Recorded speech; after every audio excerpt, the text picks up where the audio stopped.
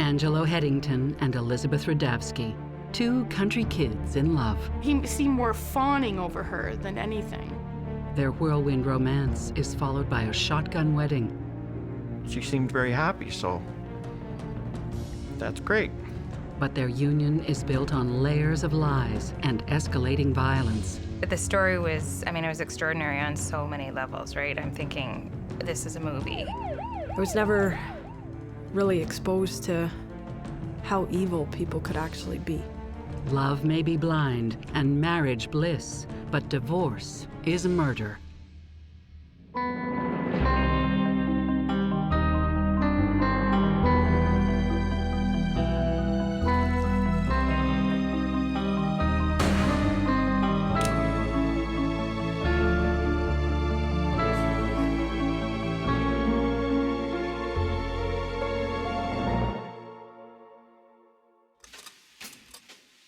Glencoe, Ontario. This is horse country.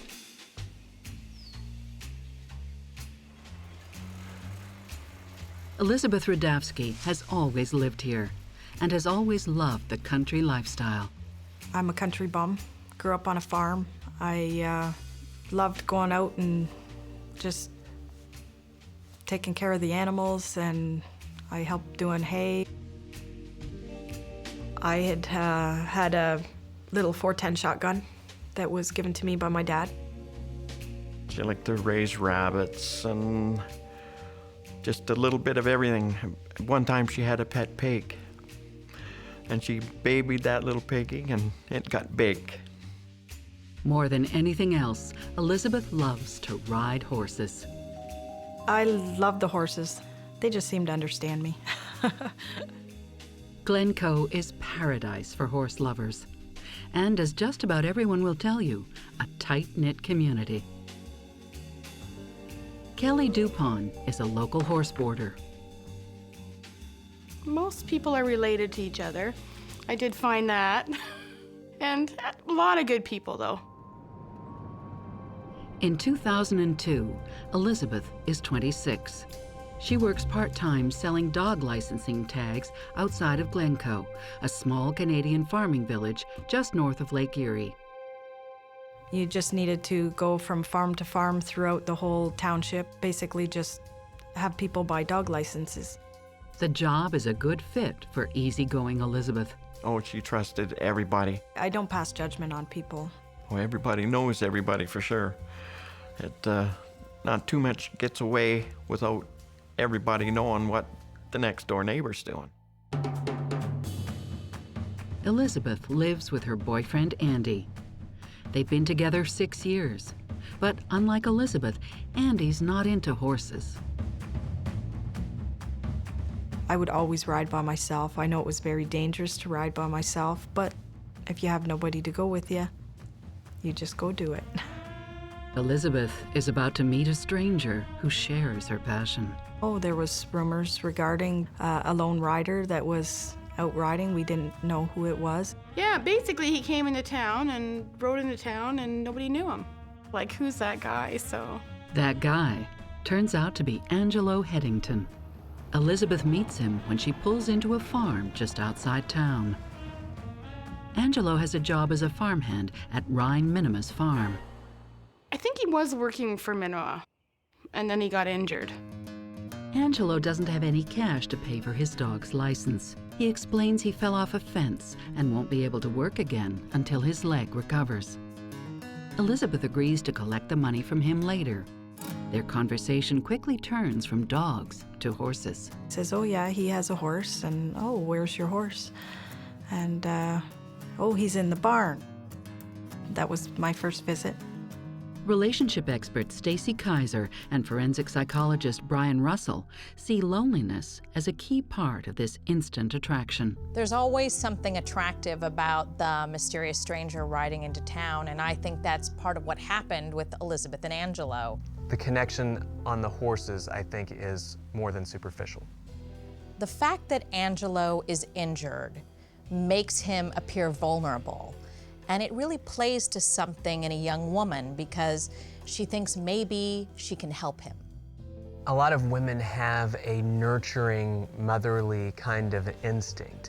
And when somebody seems needy, injured, whether it's emotionally and or physically, it can sort of trigger that. I think the horse was probably the biggest thing, that she found someone, a man that likes horses and had a horse. Elizabeth's connection with Angelo grows stronger when she meets his horse, Excel. In meeting Excel for the first time, he was a very gentle horse. He had a very soft eye. In being an animal lover, you can always judge an owner by the way the animal acts. I took from that he showed that he cared so much about his animals that he would care about people just as much. Angelo tells Elizabeth how, as a teenager, he gave volunteer riding lessons to people with disabilities. She's thoroughly charmed. Talked a bit about my horse. He was a flea-bitten Appaloosa. They swap stories about learning to ride and the times they've been bucked. Every time I talked about my horse and I had a story about something that had happened to my horse, he would always give me a story, something relating. We had a lot of common issues, common adventures. Soon, they're calling each other Ange and Liz, and the conversation turns personal. He had said that he was married before, and he was just trying to move on, and I had told him that I had a boyfriend at the time, and Andy wasn't a horse lover. Elizabeth confesses to Angelo her relationship with Andy has reached a dead end. I think it's easy sometimes for people in long-term relationships who get unhappy or get bored for some reason to run into somebody else and feel a much stronger connection than they really should feel because the other person reflects precisely the thing that they're unhappy about in their current relationship. There is this really strong connection in and around horses, and that is something that is missing in her relationship with her current boyfriend. Over the next 3 months, Elizabeth and Angelo spend more and more time together. I showed him a couple of my spots just to go down and sit and look at the water, and well, that's the types of things I like to do. They went riding and did things, and she seemed very happy, so that's great. Angelo joins Elizabeth when she's out dog tagging. I had asked Andy many times to just come out with me, just dog tagging, and he would never do that for me. So it was really nice that Ange wanted to spend the time with me, and to me that meant a lot. The closer Elizabeth grows to Angelo, the further she drifts from Andy. I just needed a way to get out. In April, Elizabeth moves out of Andy's and into Angelo's. He had this great big house, and it was just him there that I was more than welcome to move in, and I was hoping this would be a good fresh start. Elizabeth even moves her horse, Owen, into the stable next to Angelo's horse. I jumped in. He seemed really nice and sweet. You know, he seemed more fawning over her than anything. Tom Rudavsky is accepting. She really didn't say anything to me. Just one day she's living with her other boyfriend, and then she's moved out and moved in with Angelo. I liked her other boyfriend, but it's not what I like. It's, if she's happy, that's the way it is. It's really concerning to me how quickly Elizabeth has fallen for Angelo, left her boyfriend, and subsequently moved in with Angelo. It's almost as if she has put him up on a pedestal that he will inevitably fall from. When one person sort of mirrors the other and has a reflective response for the things that the first person says, it can indicate the presence of a connection. When the relationship is healthy, That's what it does indicate. It can also indicate manipulation if some of the reflected responses aren't genuine. Oftentimes, a great way to lure a person in is to pretend that you have the same interests. When Elizabeth returns to her seasonal job as a cashier at a slaughterhouse, her boss, Alma, finds her happier than ever. And it doesn't take long before she meets Elizabeth's new beau. One day he would come in and say, well, I bought her earrings, and Elizabeth would be wearing her earrings. And the next day would come in, you know, like, I bought her a ring, and Elizabeth would have a ring on her finger. But not everyone is as keen on Angelo. Nelson Billier buys and sells horses and has had dealings with Angelo on his travels. Well, he'd stand there with his hands in his pocket like this and stand just like he was a macho guy. Very deep voice, full of BS.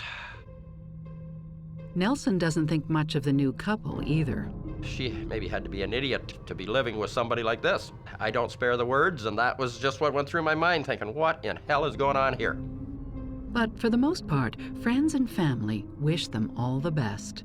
I tease her about because she's a cute girl and she could do better, but then again, love is blind. But happiness is not in the cards for Angelo and Elizabeth. When they were first together, he was so nice to her. And then all of a sudden it was just like so nasty.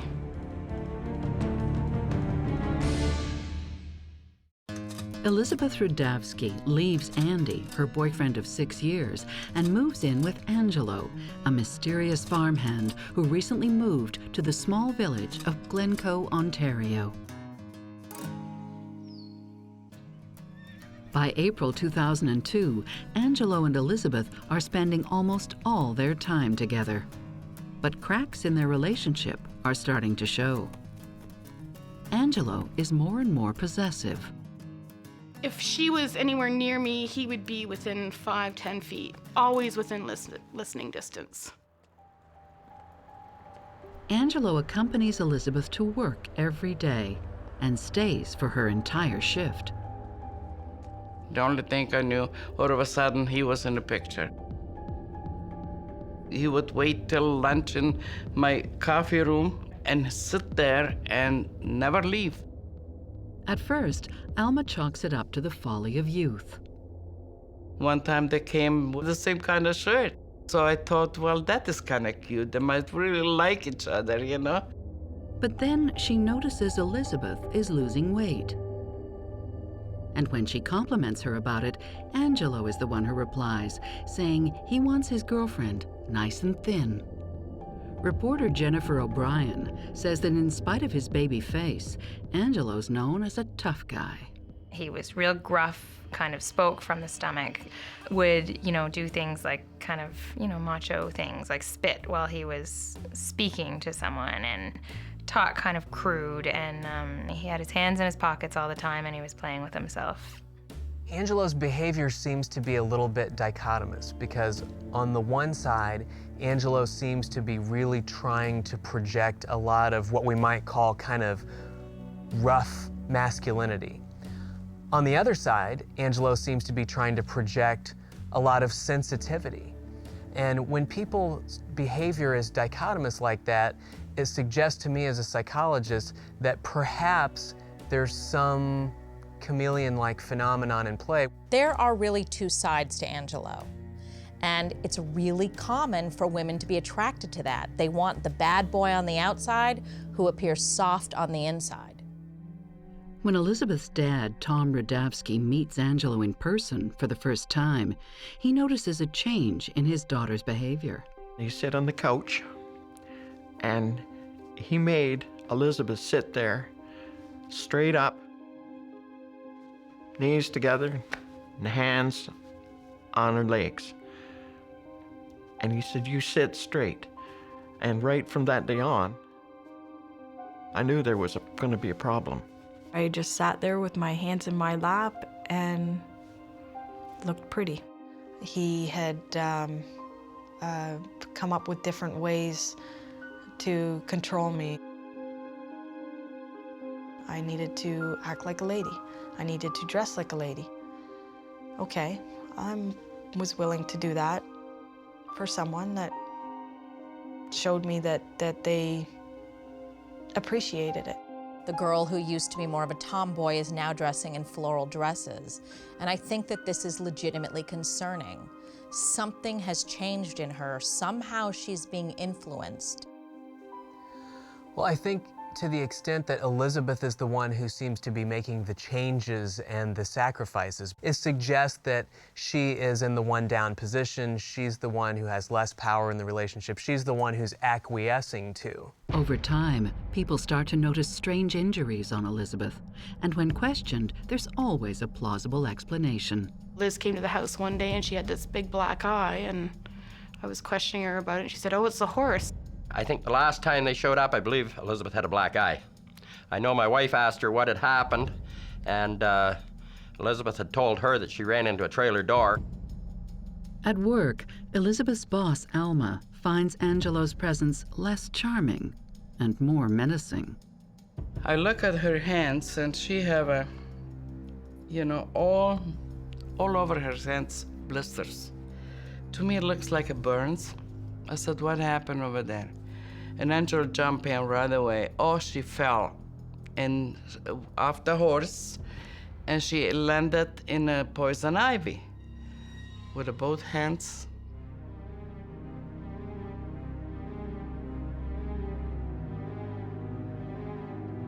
After a few months, Angelo's presence in the lunchroom has become such a nuisance that Alma's son asks him to leave. He said, "Angelo, I have you enough. Go out. Go come back at 5 o'clock and pick her up." Angelo doesn't leave. He simply plants himself in front of the shop. But he never listened. Then he was sitting on a parking lot. When asked to leave the premises, he crosses the highway and watches Elizabeth work from across the road. Facing, that he can see everything through the window what is happening, and sit there until Elizabeth was done. The fact that Angelo is continuously showing up and spending long periods of time at Elizabeth's work does not necessarily portend some kind of disaster, but I do think it portends dysfunction in the relationship because it either reflects an unhealthy degree of dependency on Angelo's part, or it portends an effort to isolate Elizabeth even in her own workplace. In other words, to prevent her from having the opportunity to interact with others outside of Angelo's watchful eye. It's a predatory behavior. It's somebody who is lurking in the shadows waiting for who knows what. It looks like he is not giving her space to have a life. And it also makes me think that he has nothing to do. Doesn't he have anywhere else that he needs to go? There are different accounts of what happens next. Alma says Elizabeth up and quit. She just said, "Alma, I better quit." That's it. And she did not give me the reason why. Kelly Dupont says Elizabeth is fired. You can't have an employee where someone's sitting outside and waiting. It's really quite creepy to them. Everyone agrees that Angelo's presence is to blame. Around the same time, Elizabeth also loses her dog tagging job. She lost 2 jobs because her partner was outside, stalking her basically. Then, in June, the couple is kicked off the farm for not paying rent. Elizabeth's brother Tommy tells their father that Elizabeth shows signs of domestic abuse. He was telling me that he's seen Elizabeth with bruise on her face. Tommy also finds a leather riding crop hidden inside a cushioned chair, the kind used to discipline horses. Angelo tells Tommy he's kinky, suggesting a different, more sinister use of the whip. I never seen Elizabeth with any injuries at that time, and it's just from what my sons told me. Out of the blue, Elizabeth asks her brother to take her guns away, but doesn't say exactly why. I think I just told him that the guns need to go. that it's not a lady thing to do, that they just need to go. In town and at the barn, tongues start to wag. Everything about this relationship starts to feel wrong. Nelson, who's known Angelo for a long time, expresses his concerns to Kelly. You know what, really be careful around that one, because, yeah, he's sort of a scammer and a con man, and that she was sort of in danger, really. In a way, we felt sorry for her, but it's not our duty to walk up to somebody and say, hey. Concern grows when Elizabeth holds a yard sale in a pasture on No. 2 Highway.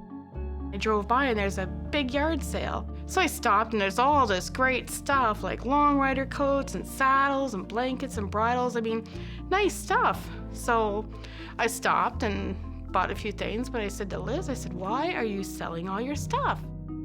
Elizabeth says she needs the money. Kelly wonders why Angelo isn't selling his stuff too. Among the items for sale, Elizabeth's first saddle. I remember it had my initials on it. I oiled it all the time, and it was really hard to sell that saddle. And her horse, Owen, which Nelson gladly trades for a much cheaper horse. He was a very nice horse. I cannot tell you where I sold him, but it was a very good horse deal for me. And you think, why is somebody doing this? So here we have Elizabeth, who is having this yard sale and selling off possessions that are near and dear to her, and Angelo is not. What this says to me is not only has she now been isolated from work and family and friends, but she's starting to sell off her possessions. So what is going to be left of Elizabeth? What, in terms of her identity, is she going to still have?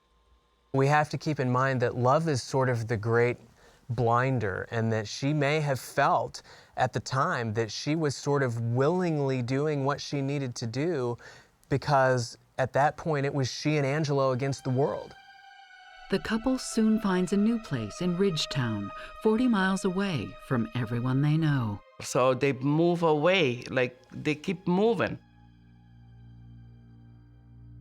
We sort of have increasing isolation from those to whom she's always looked for social support. All of those are indicators of an isolative process that can be dangerous, and it can indicate an underlying pattern of control that can become abusive very easily. I think that friends and family should be gravely concerned at this point. Everything that Elizabeth stood for, the way she dressed, her horse, they're all gone, and she's now dedicated her entire life to one person. But soon, her loved ones will get big news. News that might just explain the couple's odd behavior. She was pretty excited about being pregnant.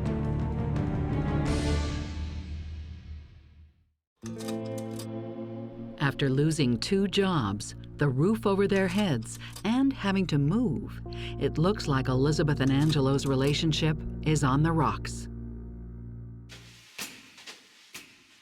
Then, seemingly out of nowhere, the couple, who have only known each other for 4 months, hosts a garden party at Elizabeth's mother's house in order to make an important announcement. It was a beautiful day out. It was a good day. I was shocked. I was shocked to learn that they had gotten married. But there's even bigger news. Elizabeth announces she's pregnant, and Angelo is the proud father-to-be. You just congratulate her, and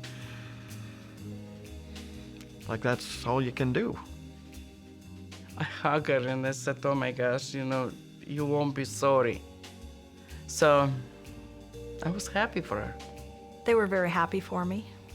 They, of course, wanted to know when I was due and if I had picked out any names, and they were all excited for me, and they talked about, well, that was so out of my character, considering I never wanted to have kids. But one thing outshines Elizabeth's smile at the party. I just laughed and thought, what a joke that is. It bothered me trying to explain to everyone how I could be pregnant and how I was so happy when I had a big black eye. I knew how to pull the wool over people's eyes. It was one thing that Ange taught me how to do. She'd say, oh, I fell down, or the horse kicked her, or the horse bit her, or the horse knocked her with her head. After the party, people see less of Elizabeth and Angelo. When they do, it's more bruises and more stories. We had a big 2-horse trailer, and Angelo wanted to borrow it. He sent her to go and clean the bees out of the horse trailer. And she was like trying to swatting at all these bees, but being that she was pregnant, I mean, it would have been insane for her to go clean it out.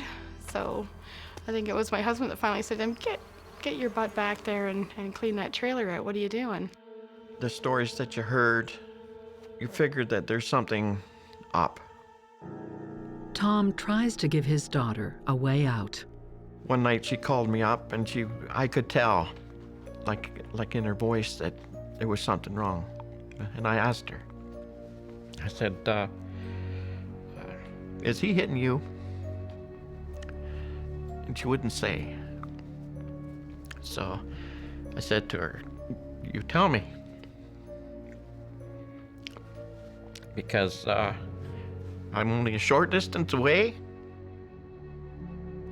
But nothing ever come out. Elizabeth doesn't take her father up on his offer to help. And things only get worse. In August, Elizabeth is admitted to the hospital with life-threatening injuries.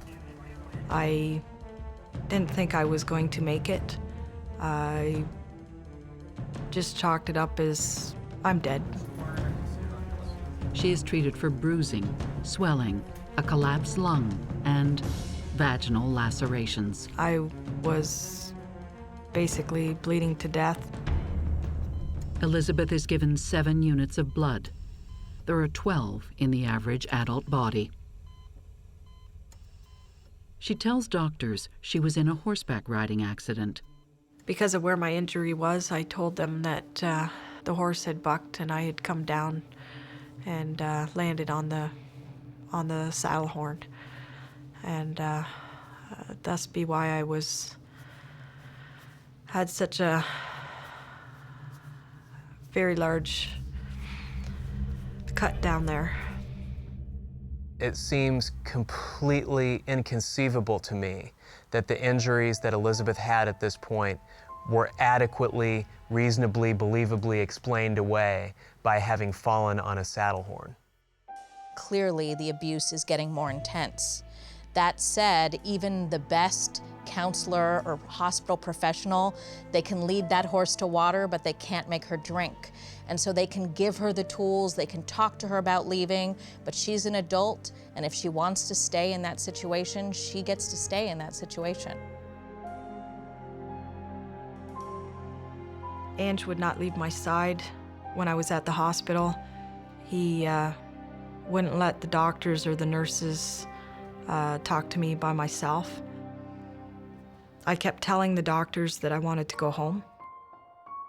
But back home, Elizabeth drops more bad news on her family. That she had a miscarriage and she had lost the baby. In September, less than 7 months into their relationship, Elizabeth and Angelo move again. This time to a house in Chatham, more than an hour's drive away.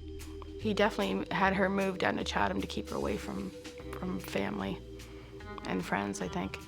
When they moved to Chatham, I could not reach her anymore. I never really seen her much after that. Alma's nervous that Elizabeth isn't taking her calls. She phones Elizabeth's mother, Sandy Rudavsky. Well, her mother didn't say very much. She said, oh, I hardly see her. That was her answer. You know, like, they don't come around that often anymore. Like, I hope she's all right. Each step that we moved further and further away. I was slowly getting cut off from my family. In the process of moving further and further from home, it made it more and more difficult to see them, to be able just to take off and go for a visit. I don't think anybody knew how bad it really was. I think what we're seeing here is a classic pattern of progressive isolation, escalating, isolating, very typical in situations like this. Elizabeth is saying that everything is fine, everything's great in their relationship, that she's afraid if she tells people what's really happening, that Angelo might hurt her more. There's a giant elephant in the room, and nobody is wanting to acknowledge that it's there. Then, on September 21st, Chatham police get an urgent call. There's been a stabbing at the couple's new address. Only this time, Angelo's in trouble. He was laying on the front step when the police arrived. Elizabeth tells police a burglar broke in. Angelo went to the door and was attacked.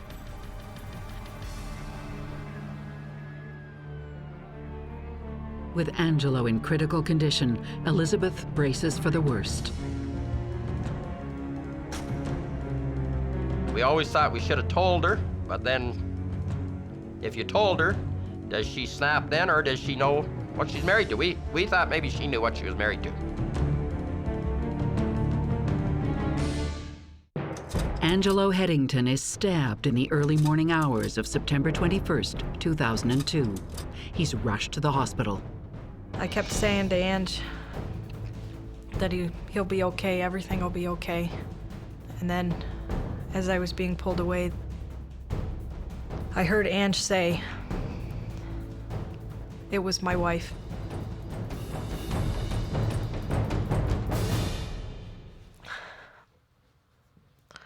I had Ange's blood all over me. They wouldn't let me wash. Elizabeth is taken into custody for further interrogation. The next day, the police tell Elizabeth that her husband has just been pronounced dead. It had said that Ange had passed away.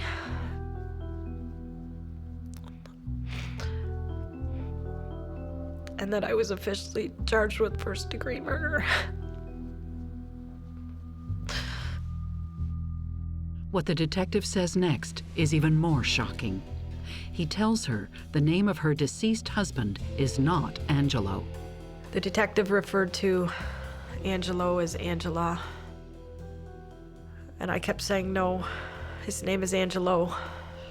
And he asked me if I understood exactly what was going on. Ange was a girl. The paramedics made an observation which led them to believe that the person who they believed was a male person was in fact a female person. On their way to the hospital, the paramedics discovered a prosthetic penis under Angelo's clothes.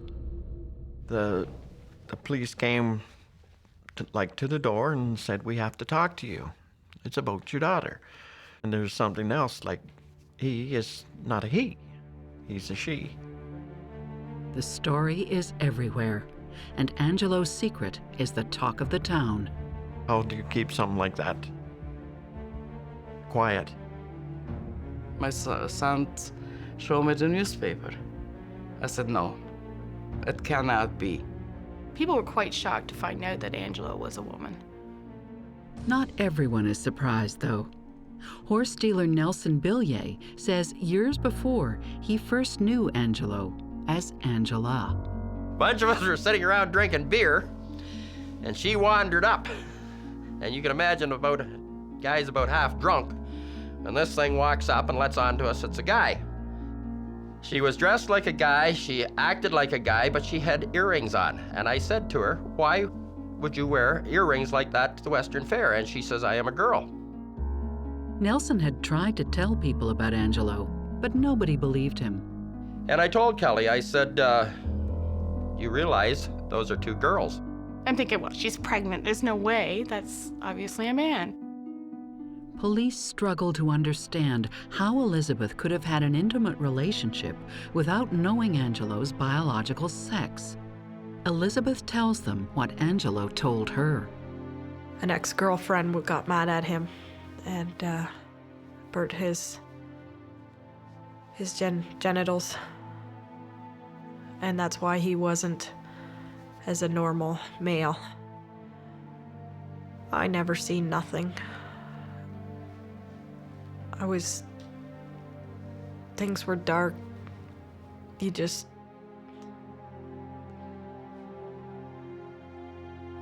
I never passed judgment. There's more to love than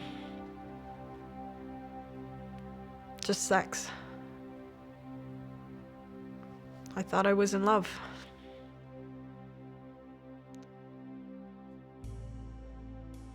I think it's completely possible that Elizabeth believed Angelo's story and then decided to respect his wishes and not touch him physically, because Elizabeth was so passive when it came to him. He had so much control over her that it would make sense that he had control in the world, he would have control in the bedroom as well. In custody, Elizabeth quickly admits to killing Angelo. But she says she acted in self-defense. It's like everybody else. If you're pushed to the limit, people protect themselves. Her account of her 7-month relationship with Angelo is harrowing. The beatings began within a week of moving in with him. I took one heck of a beating. Soon, Angelo punishes Elizabeth for offenses such as making her meal portions too large. Well, I tried to make it as even as possible, so then he would start taking food off my plate. Well, you're trying to lose weight, so you don't need all this food. The more I tried to fight back, the harder the beatings got, the more creative he got. Elizabeth reveals the real reason she asked her brother to take her guns away. She feared for her life. He had cocked the gun and pointed it right at my head and said, "Do you want me to pull the trigger and see if there's something in there?" As I'm looking down the barrel of my own gun. And when she was hospitalized, she didn't fall on the saddle horn. She was violated with a metal pipe.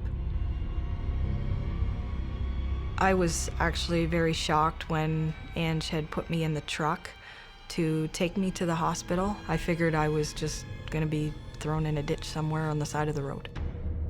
Police don't yet know if Elizabeth's claims are true, but it's clear the young woman is in rough shape. There was a lot of physical features about her that supported the fact that she was being abused. Elizabeth spends her 27th birthday in custody in Sarnia Prison. Dr. Peter G. Jaffe, an expert on domestic abuse, is brought in by Elizabeth's lawyer to assess her mental state. I think what was unique about Elizabeth is the fact that she wasn't thinking about herself and whether she'd spent her life in jail. Her thinking was really all about Angelo and Angelo's family and what she had done.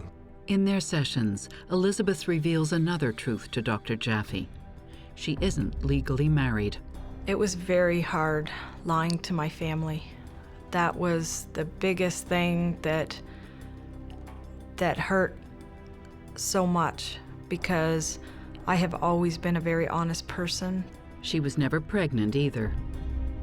I knew right off the bat that it was a bad thing to lie and say I was pregnant, and it hurt me more than people realize.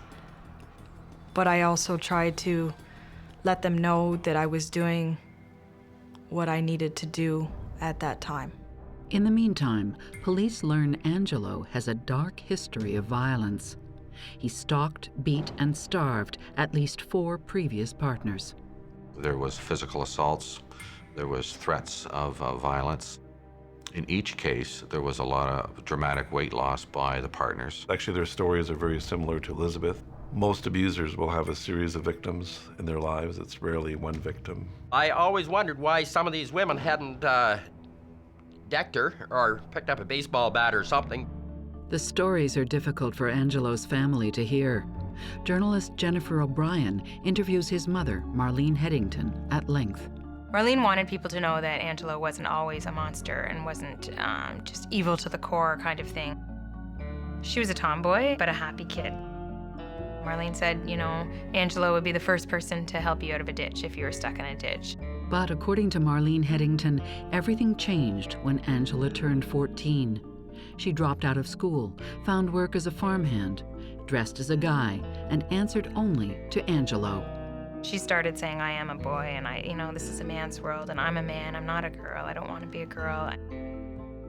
Could Angelo's behavior result from the traumatic experience of growing up as a trans person? He hates femaleness. He hates female bodies, that intense loathing of female bodies, which for me has to come out of that experience as a 14 or 15-year-old trans person in the environment that he's in. On the one hand, wanting Elizabeth to be more feminine and beating her up because she isn't. And on the other hand, doing everything he can to damage and scar her femaleness, her physical femaleness. Gender dysphoria does not entitle you to defraud another person, to be dishonest with another person, to basically use another person to help you resolve your issue. In a relationship, honesty is literally the foundation of success. And so the fact that he wasn't able to tell her the truth tells me that there may be other reasons and other things that weren't real about him. Angelo made references to Elizabeth about, a sister Angela that had been sexually assaulted and was struggling with, her own sexuality in the aftermath. So one could speculate that Angela was really two people. There was an Angela that was a vulnerable victim of something terrible that happened when she was younger, and then there was an Angelo who was the male, aggressor, perpetrator, trying to compensate, or deal with the trauma that she had suffered earlier. Whatever the origin of the violence she was victim of, it finally pushed Elizabeth over the edge. The details will soon be revealed in court. Everything was still quiet, and then all of a sudden, he attacked me and started coming at me. Elizabeth Rudavsky is in custody after stabbing her partner, Angelo Headington. After his death, police learn Angelo is really Angela, a woman living as a man. The court proceeding in April 2003 is only a day long. There had been murders and there had been abuse cases, but nothing like this. I'm thinking, this is a movie. For the first time, the public learns how Angelo was really killed. It starts when Angelo threatens the life of Elizabeth's 8-year-old niece. We had a bit of an episode where he just argued with me, and we just argued back and forth. I was finally standing up for myself and telling him that I've had enough. I can't take this no more. I'm done. I just want out. He said that he would have my niece's head brought to me on a platter in the morning. And I was very confused on why he would harm a defenseless child in all this, that she had nothing to do with this. Just leave her alone. And he said no. He says to me, well, I think I'm gonna kill you and deal with your body in the morning. And then all of a sudden, he attacked me and started coming at me. Started grabbing me by the throat. I fought back. She manages, for the first time, to escape. But Angelo catches up before Elizabeth can break free. I don't remember doing any of this. It was like I was watching a movie.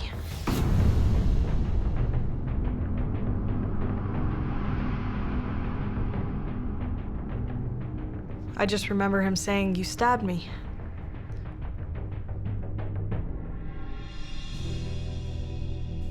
Police say the evidence supports Elizabeth's version of events and her allegations of abuse. We seized a vacuum cleaner pipe. There was DNA that we were able to extract from that pipe that supported allegations that Elizabeth had made. I told the truth. It felt so good to finally get it out. The court also hears a summary of Dr. Jaffe's report on her psychological state and why she couldn't leave Angelo. Most people think, well, I could never be in that situation. Give me, show me a crack in the door, I'm out of there so fast. But that's not the reality. Part of abuse is taking somebody down a very dark highway. So if an abuser gets a victim to tell one lie, then you're part of the scam. Then you feel even more trapped. Elizabeth says her mental state also kept her from asking questions about Angelo's sexuality. I'm not naive. I guess deep down I did know Angelo wasn't Angela. When you're put in certain circumstances and you're told and forced to believe certain things, your mind goes into a defense mode. You just learn to overlook people's flaws. You just learn to take things in stride, go with the flow, don't ask questions.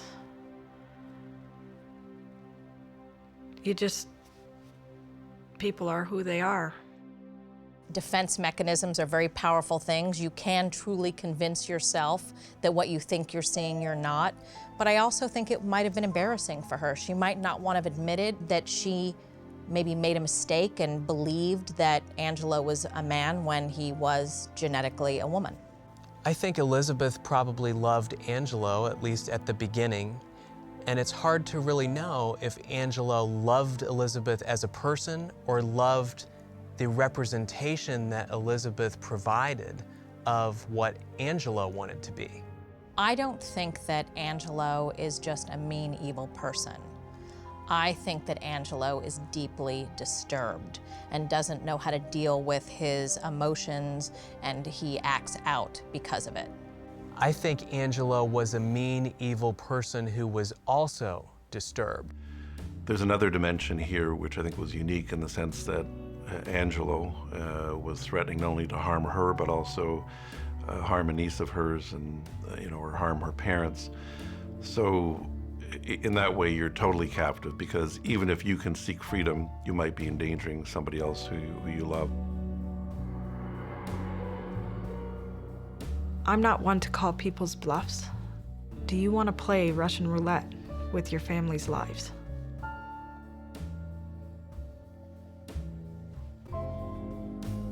I didn't want to. I don't think it was wrong that Elizabeth stabbed him. At the time of the stabbing, Elizabeth feared for her life. I think Elizabeth is very lucky to be alive today. Who knows what Angelo might have done had she not killed him? The judge, Crown prosecutors, and police investigators agree Elizabeth Rudavsky acted in self-defense when she killed Angelo Headington. The only difference between women who kill and women who don't is the severity of the abuse that somebody's facing. The more severe the abuse, the more sexual abuse, the more threats to somebody's life, the more likely somebody is to kill ultimately in self-defense. The murder charge against Elizabeth is dropped. Angelo's parents are said to support this decision. Angela had lost her life as a result of being stabbed, and she has family, and they were deeply affected by that. But we could not ignore the fact that this was a very abusive relationship. Marlene was quite emotional about it and very remorseful. She was remorseful, I think, over being unable to help her daughter. And also she was remorseful and regretful over not helping Elizabeth. She had said to me, she killed my daughter, but what other choice did she have?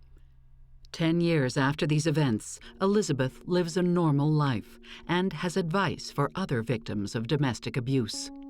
As much as you think you're alone, you're not. It takes you to step up and say something if you're in danger.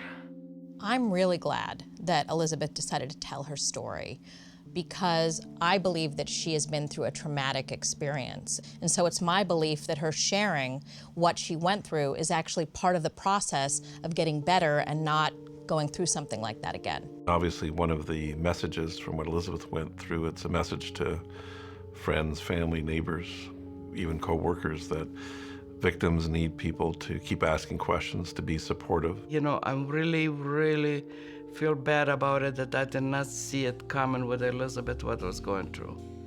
I think I just felt so guilty about not being able to help her. In 2007, Elizabeth gets married. Sadly, her husband Mike dies of a heart attack shortly after the birth of their son, Luke. Luke is part of Mike. That's what she's living for. She just lived for that little kid, you know? I don't know how she can be so strong. I always question, why did I make it through this? I believe it was for Mike and Luke. Don't get these tears wrong, I'm happy.